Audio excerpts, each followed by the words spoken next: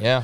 We're now joined by Chris Vannini, theathletic.com. Today had an article in The Athletic about the NCAA's recommendation, loosening championship game requirements. Chris, have you ever, in the last 2-3 years with the transfer portal, NIL, so much that's going on, is it not just nuts, all the different movement parts and stories with the NCAA and college football and athletics? I was just saying to somebody earlier today that this really is a year-round sport now. And it's not just this year. I mean, we had COVID before. We had NIL and transfers happening last year. Now we've got NIL transfers and more happening this year. There's always an off-season storyline going on. Chris, how do you expect it to affect? Coach Craig was just talking about that. Do you expect to see guys jump to the NFL maybe because at least there's structure there? Yeah, I mean, that's been the case for a while. I mean, I remember reading an interview from a coach years ago who said that everybody he knew wanted to jump from college to the NFL because recruiting had become too much of a drag. That coach was Kirby Smart, who is still in college, is at Georgia, just won a national championship. You know, he adjusted to what was going on, and he's paid very handsomely for it.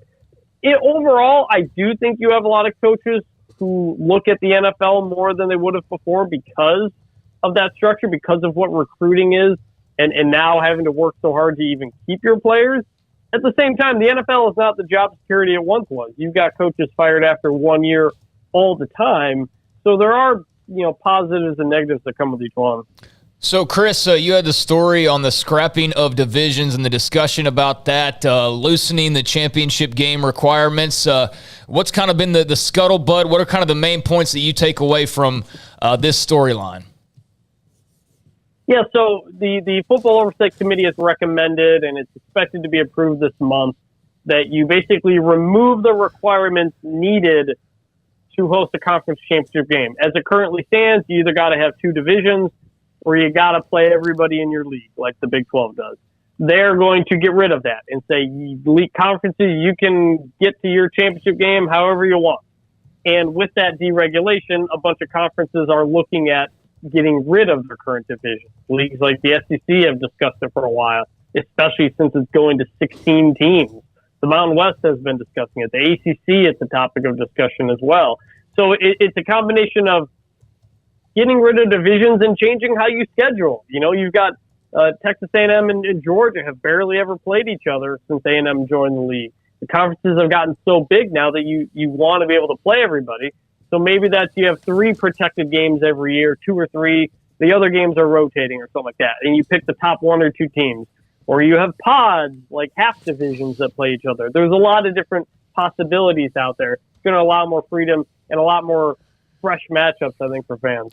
Each conference has its own identity, personality, strengths, weaknesses. Not many. Well, there's a couple of them. Of course, the SEC and the Big Ten are the ones are the alpha dogs. But do you ever see, Chris, the conferences or the Power Fives ever agreeing on how many or the same number of conference games? And not as long as they all have their own TV deals.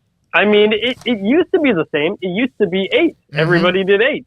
And then the Pac-12 and the Big Ten went to 9 because they wanted to get more content for their TV network. And the SEC never did. So I found it weird that everybody complained about the SEC playing 8 conference games when it was everybody else who changed. And playing 8 conference games helps the SEC get more teams in the playoffs and whatnot. So as long as conferences have their own networks, their own TV deals, they're going to kind of do that on their own and whatever they feel is best for their conference. Do you feel that when and if we get the 12-team playoff that there will be, though, because we're going to have different governance by the time that comes, that there will be some sort of, look, the Big 12's had to change their rules several times just to even get people to look at them in the playoff, that other conferences will be like, okay, we need some uniformity here just because of the new playoff and that there is new governance? I don't think the only people who can determine how many conference games you play are the conferences. So that's really going to just come up to them individually. There's not one overruling party in college sports. It's run essentially by the conferences and by the schools. The playoff is run by the conferences. They haven't made any uniformity on that yet, and I don't expect it to either because especially the Power Five, they're generally all off doing their own thing. Zach, the NCAA says it is now going to start enforcing name, image, and likeness rules, and they've come out with their ideas and how it's going to work. And I don't know, there's been a lot of scuttlebutt about it the past week, and I saw immediately a lot of people just going, eye roll, yeah, whatever. Seen a lot of comments from sports administrators and whatnot kind of just dismissing it. What are your thoughts on the NCAA trying to step up now and do something about NIL? It's late, and essentially all they're trying to do is enforce the rules that they already said that they were going to try to do back in July when this happened. These are all rules that came out before. They're just adding the note that, hey, collectives count as boosters as well. Ultimately, this is going to end up in some situation probably where, they say, the NCAA says boosters, collectives, they cannot be involved in recruiting. They currently are very involved in recruiting, and we know that, and some of them have been very public. At some point, the NCAA will probably try to penalize one of these schools via some sort of fine or some sort of disassociation, and you might have a booster collective sue the NCAA. And that's a process that will take years to resolve.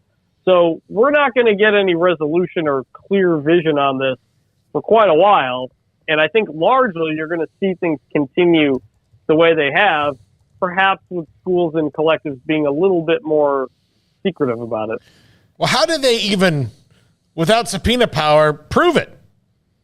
That's what I don't understand. How? There's no incentive for the collectives to cooperate with the NCAA, and they don't legally have to. The only way is if potentially the NCAA threatens the schools, again, with some massive fine or some sort of eligibility or some sort of mandating a disassociation from a collective. They say, hey, this collective is clearly paying kids to enroll at your school. We've ruled that you cannot associate with them. And if you do, there will be further penalties, essentially, and something like that. But, we've seen a lot of situations where some schools cooperate with the NCAA and it doesn't make a difference when it comes to penalties. And I think there's not a lot of faith in enforcement. There's also not a lot of bodies in enforcement. They are pretty understaffed. So their ability to turn around some sort of quick investigation to get the proper results is the odds are pretty low right now. Yeah. Do you really think they're ever going to have that time and ability to go back to see, let's just pick and choose, whether it's the quarterback in Tennessee or it's what's going on in Miami, or if it's this, they're wasting their time, aren't they? Well, the Miami one's interesting because it's pretty clear and out front and transparent, and John Ruiz has called it pay for play.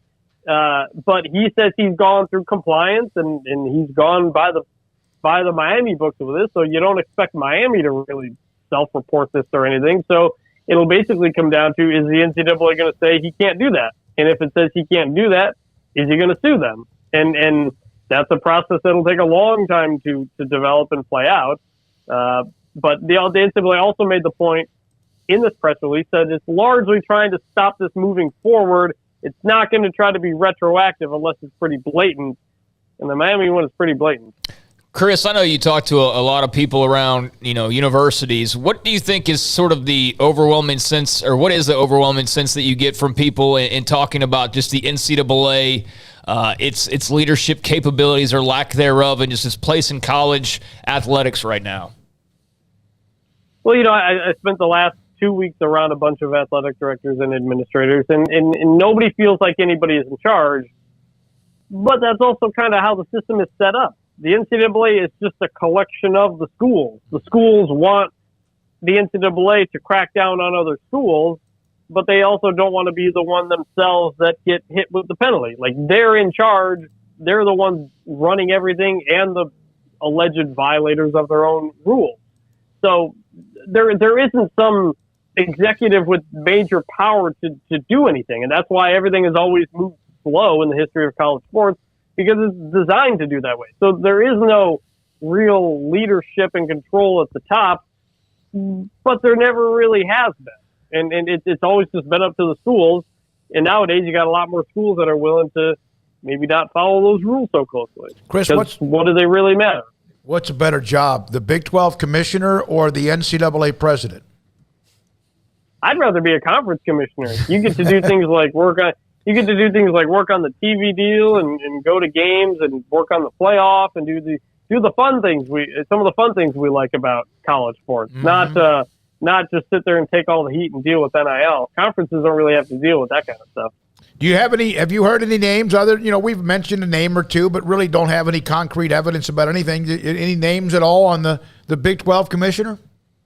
It's still really early. I talked to someone who's kind of involved in that process, and there's a lot of people that they gather feedback from, that the search firms gather feedback from in this process. They got not only the ADs and coaches, they got to talk to faculty reps, they got to talk to senior women administrators.